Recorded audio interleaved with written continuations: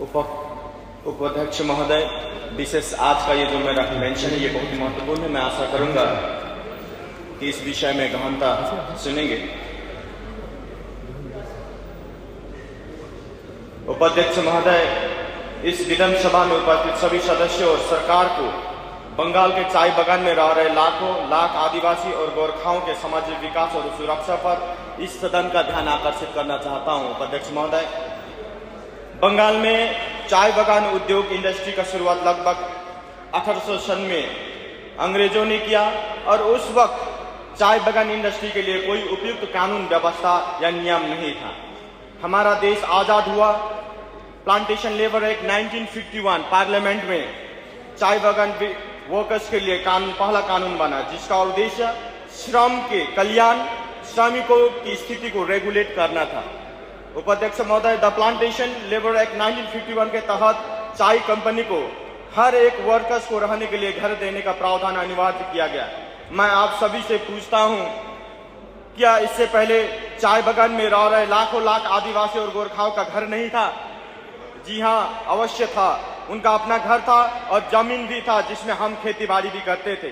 लेकिन हमारे राज्य ने द प्लांटेशन लेबर एक्ट 1951 के 2 साल के अंदर ही बंगाल विधानसभा में West Bengal states acquisition act 1953 लाकर चाय क्षेत्र की जमीन को राज्य सरकार में भेजकर राज्य सरकार में ले लिया गया। जिस माटी में आदिवासी और गोरखा पिछले 200 साल से रह रहे थे, उन्हें सरकार ने कोई अधिकार नहीं दिया।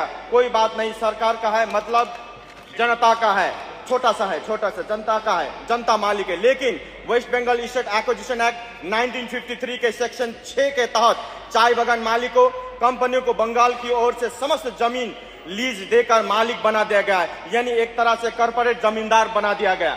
आदिवासी और गोरखाओं का घर, जमीन और अधिकार छीनकर कॉर्पोरेट को दे दिया गया। अध्यक्ष महोदय, और आज तक किसी ने इस विषय पर सवाल तक इस विधानसभा में नहीं किया है। बड़ी दुख की बात है, चाय बागान क्षेत्र में रहने वाला इस राज्य का नागरिक उस घर को, उस माटी को अपना नहीं कर सकता। छोटा सा ही उपाध्यक्ष महोदय, इतनी छोटा, दो लाइनें जिससे उनके जो है पुरखों की जो जमीन थी छीन लिया गया है। और स्टेट एक्विजिशन एक्ट 1953 सेक्शन 6 लगा के जो किया है, मैं आज इस विधानसभा में, छोटा सा विधानसभा में जो है, मैं इस सरकार माटी मानुष की सरकार, असल में इस विषय में इस सरकार को मैं दृष्टि आकर्षण करना चाहूंगा। अगर आदिवासी और गोरखाओं का चाय बागान क्षेत्र में अपना घर और माटी का अधिकार, ये अच्छा काम किया हम कह सकते हैं। लेकिन क्या यह सरकार आदिवासी और गोरखाओं के लिए जमीन का अधिकार देने के लिए कोई कानून लाएगी या इसी प्रकार की बिल लाएगी जो केवल और केवल जो विधायक सरकार के स्वार्थ में होगा? अध्यक्ष महोदय,